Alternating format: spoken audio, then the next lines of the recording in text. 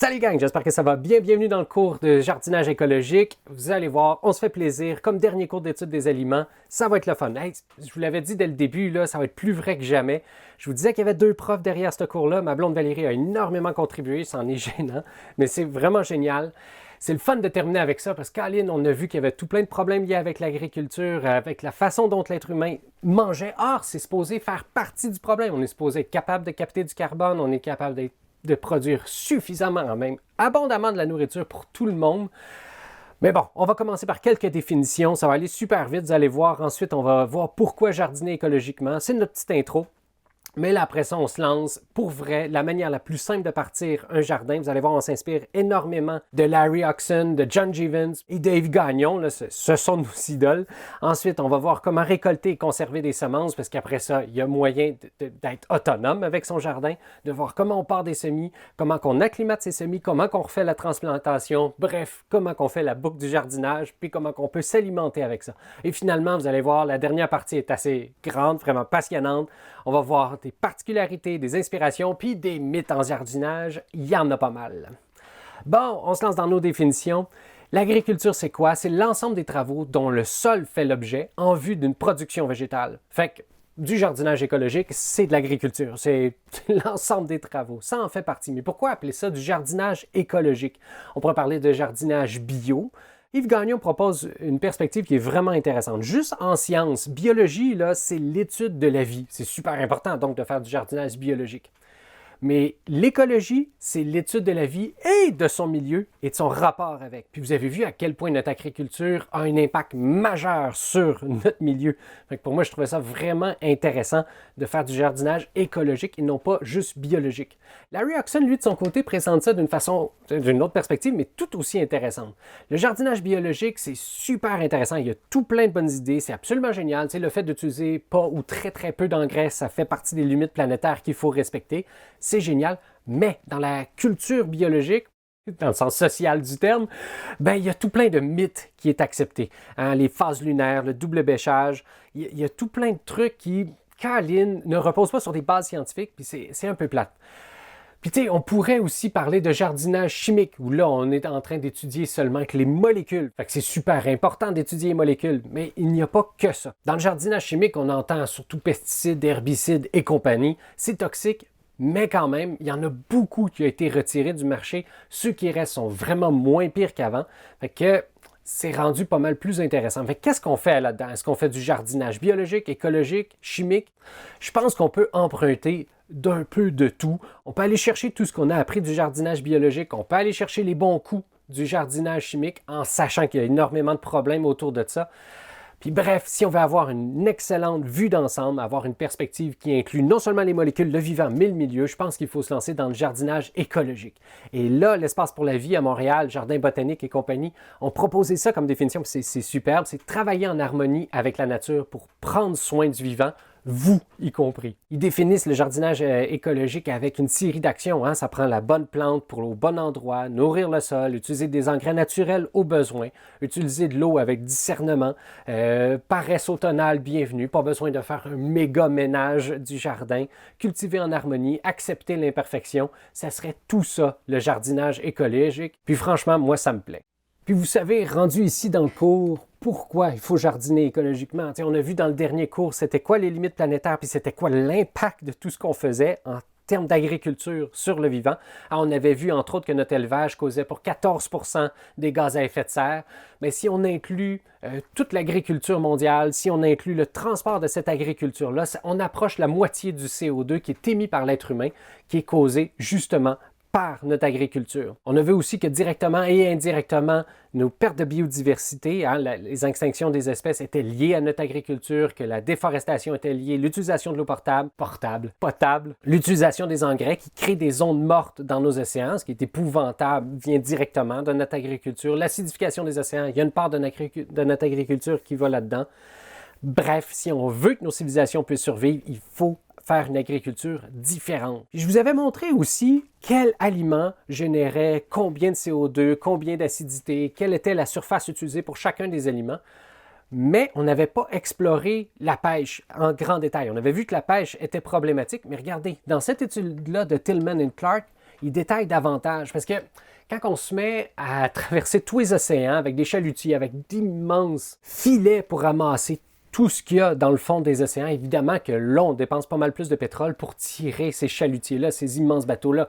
Il y a de la pêche qui est pas mal moins pire. Mais regardez, somme toute, là, que ça soit sans chalutier, avec chalutier, que ça soit de l'aquaculture avec une recirculation ou non, dans tous les cas, si on veut savoir combien de CO2 on émet pour la pêche, pour 100 grammes de protéines, on est toujours pire et de beaucoup que les légumineuses. Moins pire que du bœuf, mais on est presque tout le temps pire que manger du poulet ou du porc. Et si vous allez chercher vos calories dans le poisson, ben c'est encore pire. Si on se compare aux légumes racines, par exemple, peu importe où vous allez chercher votre poisson, ça va émettre vraiment beaucoup plus de CO2. Fait que c'est ça, c'est une règle du pouce, mais qui est quasiment vraie tout le temps. Si vous mangez des produits animaliers, c'est presque sûr que ça va être pire que si vous mangez des produits végétaux. Il y a donc le problème des limites planétaires. Alors que l'agriculture est supposée résoudre ces problèmes-là, là, en ce moment, on est en train des aggraver, qui fait qu'on devrait jardiner d'une façon écologique. Mais moi, il y a une espèce de non-sens énergétique qui me fatigue aussi dans notre agriculture.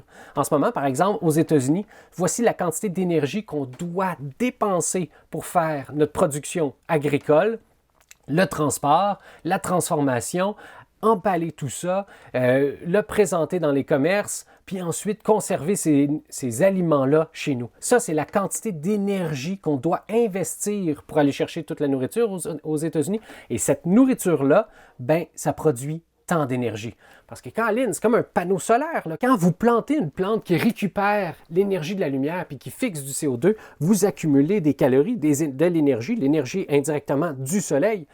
C'est génial l'agriculture. Or, imaginez, là, si vous décidez d'utiliser votre champ agricole pour faire du bioéthanol, ben, vous n'aurez même pas suffisamment d'énergie pour aller récupérer tout votre maïs pour faire votre bioéthanol. Vous n'aurez même pas assez d'énergie pour remplir votre camion pour aller ramasser votre bioéthanol. Pour moi, c'est un non-sens. Il faut essayer de trouver une façon de faire du jardinage, non pas qui est dépendant de l'énergie. Au contraire, l'agriculture, c'est supposé être une source d'énergie pour l'humanité. Donc, pour la survie de nos civilisations, on doit changer radicalement notre façon de manger, notre façon de produire notre nourriture. Et c'est pas rien. On a besoin de fournir un effort de guerre. Puis ça, ce petit clin d'œil-là est quand même le fun. Pendant la Deuxième Guerre mondiale, les États-Unis devaient envoyer le plus de nourriture possible au front, en Europe. Fait que pour ça, il fallait que les gens soient le plus possible autonomes chez eux. Fait qu'ils ont parti énormément de publicité pour que les gens partent leur propre jardin. Puis ils se sont rendus à un taux vraiment impressionnant. C'est 42% des légumes qui étaient consommés, qui étaient produits chez les Américains localement. Puis pas juste chez les Américains, là. C'est 42% des légumes qui étaient consommés dans une famille qui était produite par cette famille-là. Fait que c'est vraiment impressionnant ce qu'ils ont réussi à faire. Avec des publicités bien placées, les gens ont embarqué dans le projet. Let's go! On fait notre effort de guerre, on part notre jardin de la victoire. Fait qu'on est capable, collectivement, de faire un volte-face très rapide et de produire notre nourriture localement, très rapidement, et que ça soit plaisant aussi. Fait qu'il y a des raisons physiques, les limites planétaires, des limites énergétiques qui nous poussent à aller vers le jardinage écologique, mais il y a des raisons sociales aussi. Hein? Je vous avais montré qu'il y a une personne sur 8 qui souffre de sous-alimentation, puis pas de malnutrition. Non, qu'il n'y a pas assez d'acides aminés ou de calories par jour. C'est 25 000 personnes qui en meurent par jour. Fait qu'en Afrique, le taux de personnes, les ratios de personnes qui sont sous-alimentées sont hyper élevés. En absolu, c'est en Asie qu'on retrouve le plus de personnes qui sont en sous-alimentation. Et il y a quelque chose d'hyper gênant là-dessus. Regardez ces deux cartes-là. Ça, c'est la carte où on produit le cacao dans le monde. Et ça, ce sont les pays exportateurs de chocolat à un point tel qu'ici au Québec, les produits de cacao sont nos deuxièmes plus grandes exportations alimentaires. C'est même pas le sirop d'érable. Hey, c'est fou là, que le Québec soit un exportateur de chocolat. Moi, il y a quelque chose qui a tilté quand j'ai appris ça. C'est qu'on est en train de revendre la nourriture qui est produite ailleurs. Est-ce juste que notre cacao, notre café, notre sucre occupent leur terre agricole? C'est quand même embêtant que leur terre agricole soit sujette aux spéculations boursières. Ah là, le cacao vaut plus cher, là, moins cher. Puis on utilise leur terre, en bout de ligne, on utilise leur terre agricole pour produire nos produits de luxe en plus, alors qu'ils en ont besoin pour se nourrir eux-mêmes. Fait que produire localement notre nourriture, ça me semble être une raison suffisante pour partir des jardins écologiques. Puis il y a aussi que les animaux souffrent. On ne peut pas passer ça sous le silence. Je ne veux pas vous montrer des images assez horribles. Allez le faire si vous voulez seulement. Mais pour avoir une idée de où on en est rendu dans la production animale, regardez ça, c'est XKCD qui est une BD extraordinaire qui avait schématisé des données de Smil Vaclav, un universitaire vraiment intéressant. Ils ont décidé de représenter tous les mammifères sur la Terre. Puis à chaque carré, ça représente 1 million de tonnes. Ça, c'est les millions de tonnes d'êtres humains qu'il y a sur Terre, les petits cubes gris foncés. Fait que ça, c'est 1 million, 2 millions, 3 millions, 4 millions, 5 millions. Ça en fait des millions d'êtres humains sur Terre. Mais c'est rien, ça. Regardez, ça, c'est les millions de tonnes de vaches qu'il y a actuellement sur Terre. On pèse pas lourd dans la balance par rapport à eux. Ça, c'est les millions de tonnes de moutons qu'il y a sur Terre, de chèvres, de cochons. Et ça, c'est le million de tonnes d'éléphants qu'il y a sur Terre. En fait, les cubes gris foncés, c'est donc les humains. Les cubes gris pâles, ce sont donc nos animaux qu'on élève.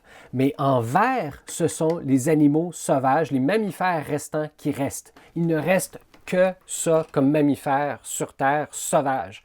En ce moment, la Terre est peuplée d'animaux, soit humains, soit d'animaux consommés par des êtres humains. Fait que ça en fait une quantité faramineuse. Puis si on est d'accord avec le consensus en éthique qui dit qu'il ne faut pas faire souffrir sans nécessité, on devrait cesser ou réduire drastiquement notre consommation de viande. Et pour ça, entre autres, on peut jardiner. D'ailleurs, on était face au paradoxe des terres agricoles, des surfaces utilisées. Ma blonde puis moi, on avait 3 chèvres à l'époque, puis on essayait non pas d'aller chercher du foin acheté à gauche puis à droite, mais de leur donner le plus de superficie possible dans un pâturage pour pas qu'on ait besoin d'aller couper du foin ailleurs.